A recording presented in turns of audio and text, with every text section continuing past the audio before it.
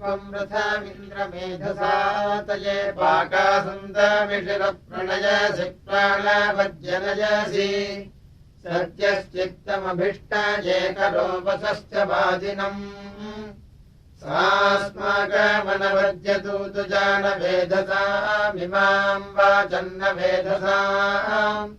सश्रुधियस्मावृतानासुकासु चिद्दक्षाय इन्द्रभराहूतयेन्द्रभिरसि प्रदूर्तयेन्द्रभिः यः सूरैः स्वा अस्सनीतायो विप्रैर्वाजम् तरूता तमीशानासायिरथन्तवाजिनम् रक्षमत्यन्नवाजिनम् दस्मो ह्यष्मा वृषालम् पिन्वासि त्वचङ्कञ्चिद्यावीररम् सूरमत्यम् परिवृणक्षिमत्यम् इन्द्रो तदुभ्यम् तद्दिवे तद्रुद्राय स्वजाससे मित्राय वोचम् वरुणाय सप्रथः सुमृळीकाय सप्रथाः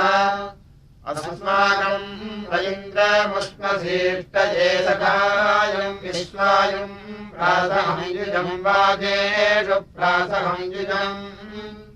अस्माकम् ब्रह्मोदये वा मृत्सुषुकासूचित् न हित्वा शत्रुस्तरते स्तृणोषियम् विश्वम् शत्रुम् स्तृणोषियम् निषूनमातिमतिम् कयस्य चित्ते ज्येष्ठाभिररणेभिर्नोतिभिरुग्राभिरुग्रोतिभिः नेषीनो यथा पुराणेनासूरमन्यसे विश्वानि पूरोरपवर्षिवह्निरासावह्न्यन्नो अच्छ प्ररद्वोजेयम् भव्यायेन्द्रवेहव्यो न यजिषभान्मन्मरे जति रक्षोहामन्मरे जति स्वयम् सो अस्मदानितो बधैराजेतदुर्मतिम् अवस्रवेदघसम् सोपदरममक्षुद्रमेव स्रवेत् वनेम तद्धोत्रायाचितन्त्याः वनेम रजम् राजिवः सुवीर्यम् रण्वम् सन्तम् सुवीर्यम्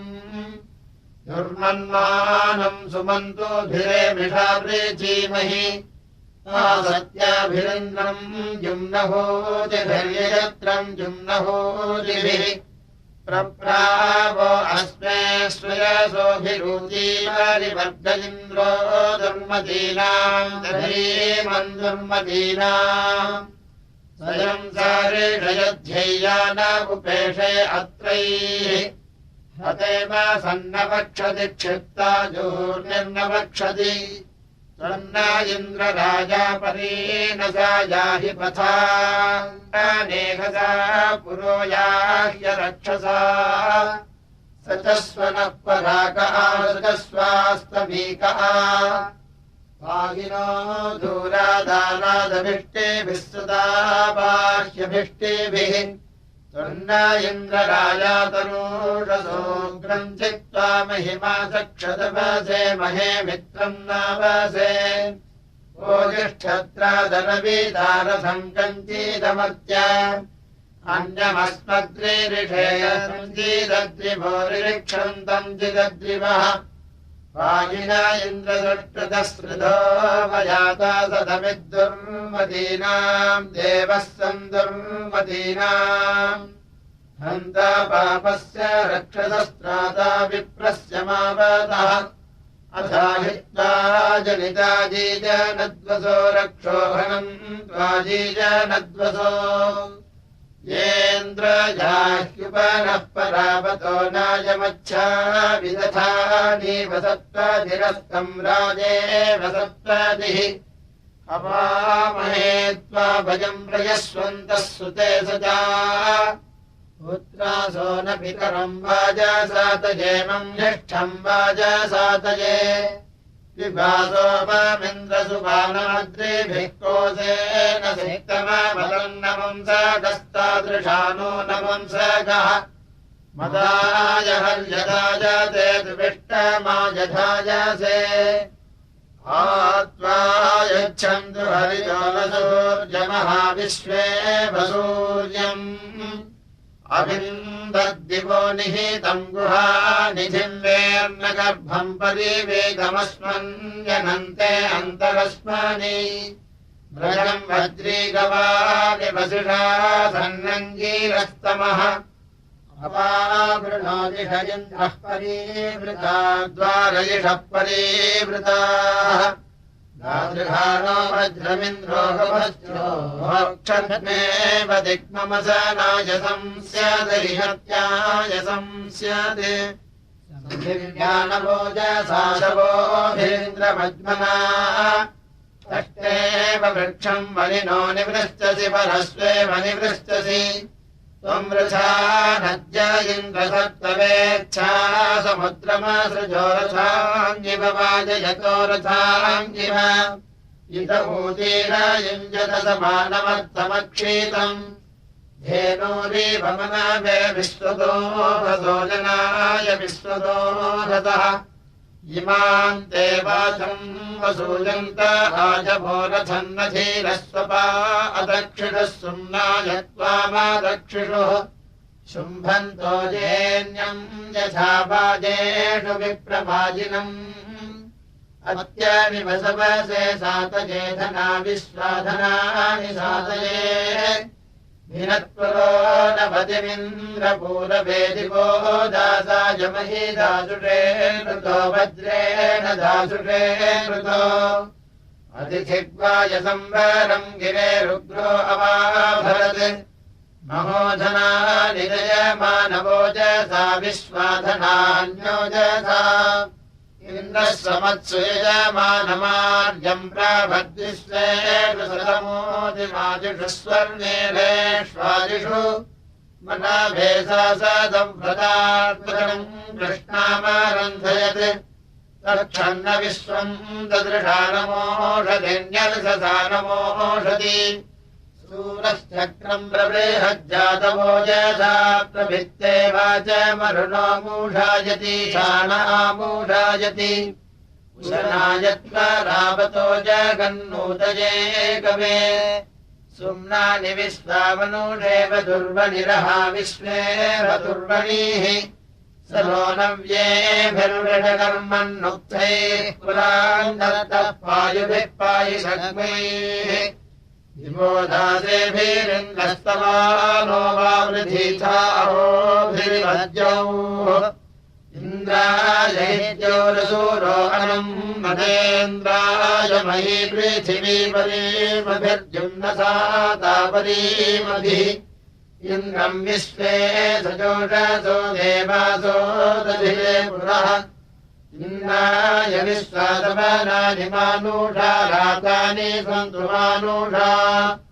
विश्वेषु हित्वा समानेषु तुञ्जते समानमेकम् वृषमन्यपप्रथक्स्वस्य निष्यपप्रथक् तम् त्वानामन्नपर्षणिम् सूरस्य दुरिधीमहि इन्द्रम् न यज्ञैस्त्रिजयम् आजवस्तो मेभिरिन्द्रमाजवाः दित्वा ततस्वे मिथुनावस्यमो व्रजस्य सातागव्यस्य निःसृजः सक्षम् दयिन्द्र निःसृजाः यद्गव्यन्ताद्वाजना स्वा अर्यन्ता समूहासि आविष्करिक्रद्वृषणम् स चाभुवम् वज्रमिन्द्र स चाभुवम् विदुष्टे अस्य वीर्यस्य पूर्णमः पुरो यदिन्द्रसारधीरवादीरः स्वासहानो अवादीरः शासस्तमिन्द्रमत्यमयध्युम् सवसस्पते महीमामुष्णाः पृथिवी इमा अपो मन्दसा न इमा अपः आदित्ये अस्य वीर्यस्य जर्किरन्मदेषु वृषन्नुषिजो यथा वीतसखीयतो यथा वीत चकर्थकालमेभ्यः पृतनासु प्रवन्तवे ते अन्यामन्याम् नद्यम् सनिष्णतः स्रवस्यन्तः सनिष्णत उतो नो अस्या उषसो जुषे दह्या अर्कस्य बोधि अभिषो हवीमभिस्वर्षादाहवीमभिः यदिन्द्रहन्तभे वृथो वृषा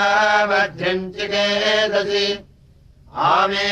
अस्य वेदसो नवीयसो मन्वश्रुधि नवीयसः त्वन्तमिन्द्रवावृधानो अस्मयुरमित्रयन्तम् दुर्विजातमर्त्यम् वज्रेण शूरमर्त्यम् यदि यो नो अघायति शृणुष्व शुश्रवस्तमः दृष्टम् न यामन्नपभूतदुर्मतिर्विश्वापभूत दुर्मतिः प्रजा वयम् मघमन्वोर्वेधन इन्द्रत्वोदाः सा सख्यामवृतम् यतो वा निजामभनुष्यतः नेदिष्ठे अस्मिन्न हन्यधीवो जानसुन्वते अस्मिन् यज्ञे विचाये मा भरे कृतम् वा जयन्तो भरे कृतम् स्वर्गेषे भर आप्रस्य वग्मन्युषर्बुधस्वस्मिन्नञ्जसि क्राणस्य स्वस्मिन्नञ्जसि अरण्येन्द्रो यथा विदेशीर्ष्णासीर्ष्णोपवाच्याः अस्मत्राधे सध्यक्सन्तु रातयो भद्रस्य रातयाः तत्तु प्रजः प्रत्वसादेशि सुक्वनम् यस्मिन् यज्ञे वारमकृण्वदक्षय भृतस्य वारशिक्षयम् विदद्वोचेरधद्विदान्तः पश्यन्ति रश्मिभिः सघाविदे अन्विन्द्रो गवेषणो बन्धुक्षिभ्यो गवेषणः नो यदिच्छादे पूर्वथा न प्रवाच्यम् यदङ्गीरोभ्यो वृणो नपव्रजमिन्द्रक्षन्नपव्रजम् ऐभ्यः समान्यादिशास्मभ्यम् जेषियोत्सीज सुन्वद्भ्यो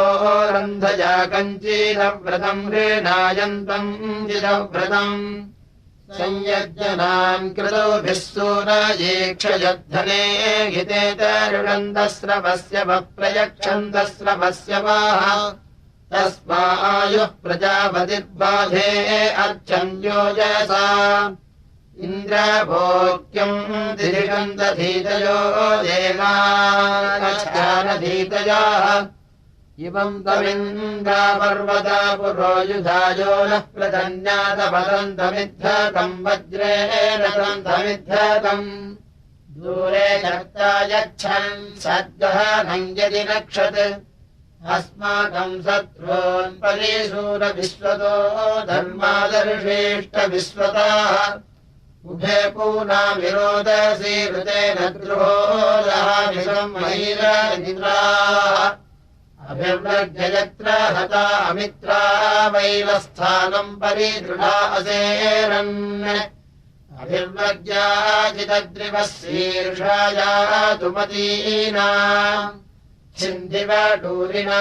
पदा महावडूरिणा पदा अवासाम् मघवञ्जहि शब्दो यातुमतीना वैलस्थानके अर्मके महावैलस्थे अर्मके यासाम् तिस्रः पञ्चाशतोभिर्नङ्गैरपावपः तत्सुते मनायति तकत्सुते मनायति विशङ्कवृट्यमम् भृणम् पिशाचीमिन्द्रसंवृण सर्वम् रक्षो निबर्हय अवर्मह इन्द्रदादिः सुधीरः सुशोकहेजोः क्षारभीडाम् अद्रिवो घृणान्नभीडाम् अद्रिवः सुष्मिन्दमोहि सुष्मिभिर्वधैरुग्रेभिरीयसे अभवोरुषघ्नो अप्रतीतसूरसत्त्वाभिस्त्रिशतैः सूरसत्त्वाभिः मनोरीसन्मनम् क्षयम् परेण दस्वन्भानो हिष्माय जत्यभद्विषो देवानामभद्विषाः सुन्वानयित्सीषा सति सहस्रा भाग्यवृतः सुन्वानायेन्द्रो ददात्याभुवम् मयिम् ददात्याभुवम् आत्वादिवोरहाणा अभिप्रयो वाजो वहन्तिह पूर्ववीतये सोमस्य पूर्ववीतये ऊर्ध्वते अनुसूनृता मनस्तिष्ठतु जानति नियुत्वा दारथेनायाहि धावने वायो मकस्य धावने वन्दम् भक्त्वा मन्दिनो वाजलिन्द्रभोस्त्वत्क्राणा सत्सुकृता अभिद्यभोगोभिः क्राणा अभिद्यवः यद्धक्राणायिरध्यैरक्षम् सुगन्धभूतयाः सध्रीजीनायुतो दावनेधिय उपब्रुवत ईन्धियाः वायुर्युम् पेरोहिता वायुररुणा वायुरसे अजिराधुरिवोढवे वयिष्ठाधुरिवोढवे प्रबोधया पुरन्धिम् जाल आस सतीमीव प्रदक्षयरोदसी वासयोषसस्रवासे वासयोषसाः तुभ्यामुषासस्सु च यः परावती भद्रावस्त्रा दन्वतेतम् सुरश्मिषु चित्रानव्येषु रश्मिषु तुभ्यम् धेनुः स वर्धुघा विश्वावसूनियोहते अजनयो मरुतो भक्षणाभ्यो दिवा भक्षणाभ्यः तुभ्यम् शुक्रासस्सु च यस्तुरण्यभोमदेषु ग्रायीषणन्तभुर्वण्यपामीषन्तभुर्वणि माम् चारीदशमानो भगमीष्टेतः कवीये त्वम् विश्वस्माद्भुवनात्पासि धर्मणा सूर्यात्पासि धर्मणा त्वन्नो वायवे रामपूर्भ्यः सोमानाम् प्रथमः पीतिमर्हसि सुतानाम् पीतिमर्हसि उदो विहृत्मादीनाम् दिशाम्बभर्जुषीणाम् विश्वायित्ते धेनवो दुःख्र आशिरम् घृतम् दुःकृत आशिरम् शीर्णम् बर्हिरुपनो याहि भीतये सहस्रेण नियुतानियुत्वते सतनीभिर्नियुत्वते तुभ्यम् हि पूर्ववीतये देवा देवायजेभिरे हृते सुतासो मधुमन्तो अस्थिरन्मदायक्रत्वे अस्थिरन् तुभ्यायम् सोमः परिभूतो अद्रिभिः स्पार्हावसानः परिकोशमर्हति शुक्रावसानो अर्हति तवायम् भाग आयुषु सोमो देवेषु हूयते महावायो नियतो याह्यस्मयुर्जुषाणो याह्यस्मयुः आनो नियुद्भिः शतनीभिरध्वरम् सहस्रिणीभिरुपयाहि वीतये वायो हव्यानि वीतये तवायम् भागरिक्तियः सरस्विः सूर्ये सजा अध्वर्युभिर्भरमाना अयम् सदवायो शुक्रायम् सदा आभाम् रथो नियुक्त्वान् वक्षतपसेभिप्रयाम् सुधीतानि वीतये वायो हव्यानि वीतये पिबदम् मध्वो अन्धसः पूर्वमेयम् हिमाम् हितम् वाजवाचन्द्रेण राधसागतमिन्द्रश्च राधसागतम् आभाम् धियो ववृत्युरध्वरा उपेममिन्द्रम् वर्मृजन्तवाजिनमाशुमध्यन्नवाजिनम् तेषाम् विपदमस्मयू आनो गन्धविहोत्या इन्द्रवायो सुतानामद्रिभिर्युवम् मदाय वाजदायुवम् इमे माम् सोमा अप्सायुगाध्वर्युभिर्भरमाना अयम् सतवायो शुक्रायम् सदा ये देवामभ्यदृक्षदतिरः पवित्रमासवाः युगायवो दिरोमान्यव्यजा सोमासो अत्यव्यजा अतीवायो सतो यायिरस्तो यत्रग्राभावदति तत्र गच्छतम् गृहमिन्द्रश्च गच्छतम् निसोनृता तदृशेरीयते घृतमापूर्णया नियुता याथो अध्वरमिन्द्रश्च याथो अध्वरम् अत्राहतद्वाहेते मध्वाहूतिम् यमस्वत्थमुपतिष्ठन्तयायवोऽस्मे ते सन्तुजायवाः साकम् गावः सुपादे पच्यते जपो न ते वाजमुपदस्यन्ति धेनवो नापदस्यन्ति धेनवाः इमे ये ते सुवायो बाह्वोजसोऽन्तर्नदीते पतयन्त्युक्षणो महिव्राधन्तभुक्षणाः धन्वन् चिद्ये अनासवो धीराश्चिदगीरौकसः सूर्यस्येव रश्मयो दुर्नियन्तवो हस्तयो दुर्नियन्तवः प्रसृज्येष्ठम् विजयाभ्याम् बृहन्नमो हव्यम् मतिम् भरताम् मृळयद्भ्याम् स्वादिष्ठम् मृळयद्भ्याम् तासम् राजा घृतासूती यज्ञे यज्ञमुपस्तुता अथैनो क्षत्रम् न कुतश्च नाधृषे देवत्वम् नूचिदाधृषे अदर्शि गातुरुरवे वरीयसीमन्था ऋतस्य समयम् सरश्मिभिश्चक्षुर्भगस्य रश्मिभिः युक्षम् मित्रस्य सादानमर्जम् नो वरुणस्य च अथा ददाते बृहदुक्त्या अम्बजा उपस्तुत्यम् बृहद्वजा ज्योतिष्मतीमतीतिम् धारयक्षीतम् स्वर्मतीमास चेते दिवे दिवे जागृवान् सा दिवे दिवे ज्योतिष्मक्षत्रमासाते आदित्यादानोनस्पती मित्रस्तयोर्वरुणो यातयज्वानोर्जमायातयज्जनः अयम् मित्राय वरुणाय सन्तामः सोमो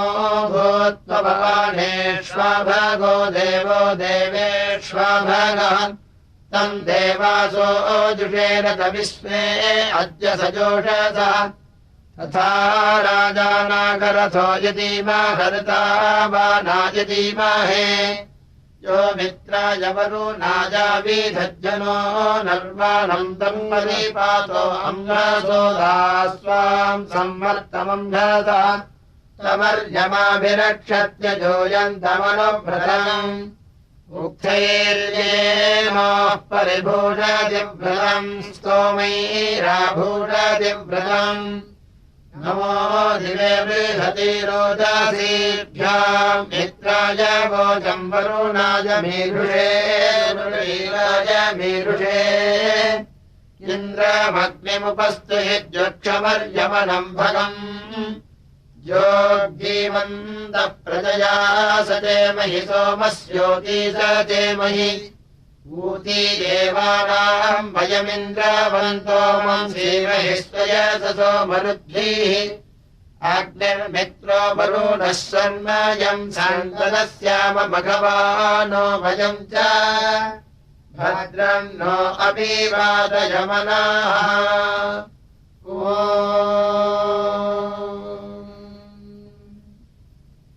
हरिः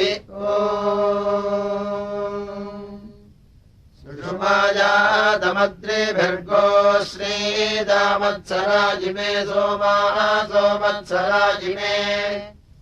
आराजानादिविस्मृतास्मत्रागन्तमुपानः इमे राम् मित्रावरुणागवासिरः सोमाः शुक्रागवासिरः इमायातमिन्दवः सोमासो दध्यासिरः सुतासो दध्यासिरः उदवा मुषसो बुधिसाकम् सूर्यस्य रश्मिभिः सुतो मित्राय वरुणाय पीतये चारुहृदाय पीतये ताम् वान्धेनुम् नवासरीमम् दुहन्त्यद्रिभिः सोमम् दुहन्त्यद्रिभिः अस्मत्रागम् कमुपनोर्वाञ्चा सोमपीतये अयम् माम् मित्रावरुणागृहिः सुतः सोमापीतये सुतः प्रप्रोष्णस्तु विजातस्य सस्यते महित्वमस्य तपसो न सन्तते स्तोत्रमस्य न सन्तते अर्चामि स्वम् नयन्नहमन्त्योतिर्मयो भुवम् विश्वस्य यो मन आयुजुवे मखो देव आयुजुवे मखः प्रहित्वा पूर्णन्नजिरम् नयामाधिस्तो मेऽभिकृण्णो यथा वृथपुष्टो न पीपरो वृथाः उमे यत्त्वा मयो भुवम् देवम् सख्यायमर्त्याः अस्माकमाङ्गूढाम् जुम्निनस्कृधि वाजेषु जुम्निनस्कृधि यस्य ते पूषन् सख्ये विमन्यवः कृत्वा चित्सन्तो वसा बुभुद्रिर इति कृत्वा बुभुद्रिरे तामनुत्वानवीयसीम् नियुतम् राजयीमहे अहेलमानपुरुषम् ससरी भव वाजे वाजे सरी भव अस्याभूषणमुपसातये भुवो हेलमानोररिवाजास्वश्रवस्य तामजास्व ओषुत्वामृते महिस्तोमे भर्गस्व साधुभिः नयित्वा भूषङ्गतिमन्य आघृणेन ते सख्यमबन्धुमे अस्तु श्रौषट्पुरो अग्निम् धिया दधानुच्छब्दो दिव्यम् व्रीणीमह इन्द्रवायो व्रीणीमहे यद्धक्राना विवस्वदिनाभासन्दायिनव्याधि अधप्रसूनमुपायन्तु धीतयो देवाङ्गच्छानधीतयाः यद्धत्यन्मित्रावरुणामृता दध्या ददासे अमृतम् स्वेन मञ्जुना दक्षस्य स्वेन मञ्जुना युवो रिक्ताधितद्वस्वपश्यामहिरण्ययम् दीभिश्च न मनसा स्वेभिरक्षभिः सोमस्य स्वेभिरक्षभिः इमाम् स्तोमेभिर्देवयन्तो अश्विना श्रावयन्त इव श्लोकभाजवो युवाम् भव्याभ्या आजवाः युगोर्विश्वा अधिश्रियः प्रक्षस्य विश्वमेधसा प्रजायन्ते माम् अभयो हिरण्यये रथेदस्रा हिरण्यये अथेदिदस्राव्यो नागामृण्डथो युञ्जते वाम्यथयुजो दिविष्टिष्वध्वस्मानो दिविष्टिषु अथीवाम् सामबन्धुरे रथेदस्रा हिरण्यये अथे वयन्तावनुशासधारजाञ्जसासासधारजाः सतीभिर्नः सजीवसूदियानक्तम् दशस्यतम् मावान्द्रातिरुपदसत्कदाचन स्मद्रादिः कदाचन बृहन्निन्द्रबृहपानादयिन्द्रवजिमे सुता अद्रीषुता स उद्भिदस्तुभ्यम् सुता स उद्भिदाः ते त्वा मन्दन्तु धावने महे चित्राय राधसे गीर्भिर्गिर्वाघस्तव मा नागाहि सुमृढीको नागाहि ओषो नो अग्ने शृणुहित्वमीरितो देवेभ्यो ब्रवसि यज्ञियेभ्यो राजभ्यो यज्ञियेभ्यः यद्धत्यावङ्गीरोभ्यो धेनुम् देवा अदत्तन विदाम् दुःख्रे अर्यमागत्तरी सचा येषताम् वेदमे सचा मोषुवो अस्मद्विदानिवोम् स्यासनाभुवञ्जुम्नानि मोतजारिषुरस्मत्पुरोदजारिषुः यद्मस्थित्रम् युगे युगेन व्यङ्घोषादमत्यम् अस्मासु तन्मारुतो यच्च दुष्टरम् दधृता यच्च दुष्टरम् दध्यन्न मे जनुषम् पूर्वो अङ्गीराः प्रियमेधः कन्वो अद्भिर्मनर्विदुस्ते मे पूर्वे मनर्विदुः तेषाम् देवेष्वाजतिरस्माकम् तेषु लाभजः तेषाम् पदेन मह्यान मे गिरेन्द्राग्नि आन मे गिरा होता यक्षध्वनिनो मन्त्रवार्यम् बृहस्पतिर्यजति वेन वृक्षभिः पुरुवारेभिरुक्षभिः जगर्माधूरादिशम् श्लोकमद्रेण धत्मना अधारयतरनिन्दानि सुक्रतुः पुरुषद्मानि सुक्रतुः ये देवासो दिव्येकादशस्थ पृथिव्या मध्येकादशस्थ अप्सुक्षितो महिनैकादशस्थ ते देवासो यज्ञमिमञ्जूरध्वम् वेदिषते प्रयतामायसुज्यते दासमेव प्रभरायोनिमग्नये वस्त्रेणेव वासयामन्मनाशुचिम् ज्योतिरथम् शुक्रवन्नम् तमोहनम् अभिद्विजन्मात्रभृतन्न वृज्यते संवत्सरेवावृधे जग्धमी पुनाः अन्यस्यासा जिह्वयाजेन्यो वृषान्या अन्येन बलिनो वृष्टवारणः कृष्णप्रदौ वेभिरे अस्य रक्षिता उपातारेते अभिमातराशिषुम् राजा जिह्वम् धसजनन्दम् दृढच्युतमासाच्यम् कृपजम् वर्धनम् विदुः मुक्षो कोमलवेमानवस्य तेरभद्रुवः कृष्णसीदासभूजुवाः असमनाजिरासो रघुष्यतो पातजूता उपयुज्यन्त आसवाः आदस्य ते ध्वसयन्तो वृथेरते ऋकवद्भाम्बहिवर्तः करिक्रतः यत्सीम् मयीमवनिम् प्राभिमन्वेदविश्वतंस्तनयन्नेति नानदत् भूषण्डयोधिमभ्रूषणम् न ते वृषे भवत्नीरभ्येति नोरूपत् भोजायमानस्तन्वश्च शुम्भते भीमो न शृङ्गादविधावधृद्भिः स संस्थिरो विष्टिरः सङ्गृहायति जानन्नेव जानतीर्नित्यासाये पुनर्वर्धन्ते अपीयन्ति देव्यामन्यद्वर्पः पित्रो कृण्वते सजा समग्रवः केशिने सङ्गिवे विरभूर्ध्वास्तर्मम् गृहे प्रायवे पुनः तासाम् जनाम् प्रामुञ्जन्ये दिनानादशम्बरम् जनयन् जीवमस्कृतम् अधीवासम् बलीमातुरिहन्नादिविग्रेभिः सत्त्वभिर्यादिविद्रयाः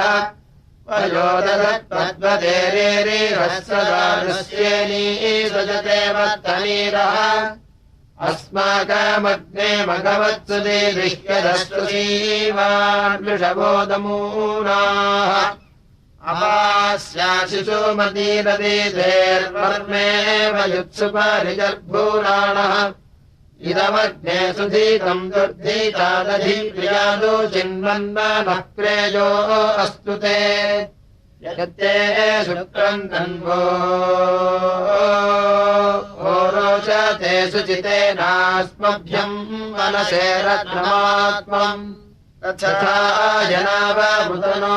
गृहाजनित्यारित्राम् पद्मतीम् रास्यग्ने अस्माकम् वीराम् मघो नो जनाश्च पारजा चर्मजा च अभीनो अग्न उत्थविर्जो गुर्जाद्या भाक्षामासिन्धवश्च स्वोताः यम् यन्तो दीर्घाहेशम्बरमरण्यो वरन्ता बलित्सादद्वपूषे धाजिदर्शदम् देवस्य वर्गः सोऽयथो जनि यदीमुपःपरते साधते मतिर्कृतस्य धेनाः अनयन्त सश्रुताः वृक्षोपः पितुमान्नित्यासयेद्वितीयमा सप्तसी वासु मातृषु तृतीयमस्य वृषभस्य दोहसे दशप्रपतिम् जनयन्तयोषाणः निर्यतीम् मुद्रान्माहिरस्य वर्पसयीशानासत्सवसाक्रन्तसूरयाः यदीमनः प्रतिभो मध्वाधमे गुहासन्तम् मातरिष्वामथायति प्रयत्पितुः परमान्नीयते पर्यावृक्षुधो वीरुधोतम् सूरोहति उभायदस्य जनुषम् यदिन्दादादित्यविष्ठो अभवद्घृणाशुचिः आजन्मात्रेरावी सद्या स्वासुचिरहिंस्यमानपुर्विया विवाभृते अनयत्पूर्वा अरुहत्सनादिबोधिनव्यासीष्वरासु धावते आदिध्वोतारम् वृणते दिविष्टिषु भरामिव पप्रजानासारिञ्जते देवान्यत्कृत्वा वर्त्मना पुरुष्टतोमर्थम् संसम् विश्वधावेति धायासे यदस्थाद्यतो वाता चोदितो ह्वानो न वक्त्वा जनना अनाकृतः तस्य पद्मम् दक्षुषः कृष्णजम् हसस्तुतीजन्मनोरजहाव्यध्वनः ततो न जातः शिक्वाभिः कृतोद्यामङ्गेभिररुणेभिरीयते आदस्य ते कृष्णासो दक्षिसूरयः सूरस्येव त्वेषथाधीशते भयाः त्वयाह्यग्ने वरुणो धृतव्रतो मित्रस्या सद्रे अर्यमासुदानवः यत्सेवनक्रतो न विश्वथा विभुरजान्नमेमिः परिभूरजा यथाः त्वमग्ने समानाय शृण्वते रत्नम् जविष्ठदेवतानिर्वसि तन्वारुणव्यम् सहसो युपन्वजम् भगन्नकारे महिरत्नधीमहि अस्मे रयन्नस्वर्थम् तमो न सम्भगम् दक्षन्नपावृतासि धन्नसिम् रश्मीम् क्रीभयोजमधिजन्वानि उभे देवानाम् संसमृता च सुक्रतुः उदनः श्रुत्योत्मा जीरा स्वोहोदा मन्द्रश्रेणवच्चन्द्ररथः सनानेषन्नेषतमीरमो रोग्निर्वामम् सुविदम्बस्यो अच्छ अस्ताव्यग्निः सिमीवद्भिरर्कैः साम्राज्याय प्रधनम् दधानः अमी च ये मघवानो वयम् च मिहन्नसूरो अधिनिष्ठतन्यो समिद्धो अग्नावहदेवा अद्य यतश्रुचे तन्तुम् तनुष्वभूर्यम् सुतसो मायदाशुभे धृतवन्तमुपमासि मधुमन्तम् तनूनपात् यज्ञम् विप्रस्य मावतस्य समानस्य दासुषाः शुचिः पावको अद्भूतो मध्वा यज्ञम् विमिक्षति न रासम् सहस्रगादिवो देवो देवेषु यज्ञियाः ईरितो अग्नः महेन्द्रम् चित्रमिह प्रियम् इयम् जित्वा मजर्ममाच्छा सुजिह्ववच्यते स्नानासो यतश्रुतो बर्हिर्यज्ञेष्वध्वरे रञ्जे देवम् यदस्तममिन्द्राय शर्म सप्रथाः विश्रायन्तामृतामृतः प्रजै देवेभ्यो महीः पापगाधः पुरस्पृहोद्वारो देवीरसश्चताः आभन्दमाने उपाकेन कोशासा सुपेशसा यज्ञीदस्य मातरासीदताम् बर्हिरासुमत् मन्द्रजिह्वाजुगुर्वणि होराराधीव्या कवी यज्ञम् नो यक्षतामिमम् सिद्धमद्यति विस्पृशम् श्रुतिर्देवेष्वत्पीता होत्रा मरुत्सु भारती लीला सरस्वती महीधर्यसीदन्तु यज्ञियाः तन्नस्तुरेवमद्भूतम् पुरुवारम् पुरुत्मना तष्टापोषाय विश्यतु राजेनाभानो अस्मयोः अवसृजन्नु पद्मना देवान्यक्षिपनस्पते अग्निर्हव्यासु शोदति देवो देवेषु मे धीरः भूषण्वते मरुत्वते विश्वदेवाय वायवे स्वाहा गायत्रमे पदे हव्यमिन्द्राजकर्तन स्वाहा कृतान्यागह्युपहव्यानि वीतये इन्द्रागाहि श्रुधिहवम् वाम् भवन्ते अध्वरे प्रथव्यसीम् नव्यसीम् भीतिमग्नये वाचो मतिम् सुरसः सूनवे भवे अवान्नपाद्यो वसुभिः सह प्रियो होता पृथिव्याम् यसीदृप्रियाः स जायमानः परमेव्यो मन्याभिरग्निरभवन्मातरिष्वने अस्य क्रत्वा समिधानस्य मध्मना प्रत्यावासो जिह्पृथिवी आरोचयत् अस्य त्वेषा अजरा अस्य भानवस्तु सन्दृशः सुप्रतीकस्य सुज्युताः भात्पक्षसो अत्यक्तम् न सिन्धवोऽग्नेरेजन्ते अससन्तो अजराः यमे ऋरे भृगवो विश्ववेदसंनाभा पृथिव्या भुवनस्य पद्मना अग्निताङ्गीर्भिर्भिः स्वादमे जयेको वस्वोपरूढो न राजति न योवराय मरुतामिव स्वरस्येनेव सृष्टा दिव्या यथा शनीः अग्निर्जम्भैस्तिगितैरत्यभर्वाति योधो न सत्रान् सवनान् विरिञ्जते कुविन्नो अग्निरुचथस्य वीरसद्वसुष्कुविद्वसुभिः काममावरत् चोदः कुवित्तो दुर्यात् साधयेधियः सुजिप्रदीकम् तमजा धिया गृणे घृतप्रदीकम् वरदस्य धूर्षुडमग्निम् मित्रम् न सामिधानरञ्जते इन्धारो अक्रो विदधेर्देद्यच्छुक्रवन्नामधूनायम् सते धियम् अप्रायुच्छन्नप्रायुच्छद्भिरग्ने शिवेभिन्नः पायुभिः पायुसक्मैः अदब्धेभिरद्रेभितेभिरिट्टेनीभिरद्भिः परिपाहि नोजाः येदि प्रहोता प्रथमस्य माजयोर्ध्वाम् दधानः शुचिपेशसन्धियम् अभिसृतः क्रमदे दक्षिणावृतो या अस्य धाव प्रथमम् हनिंसते अभिमृतस्य दोहना अनुषतयोनौ देवस्य सदने परीवृताः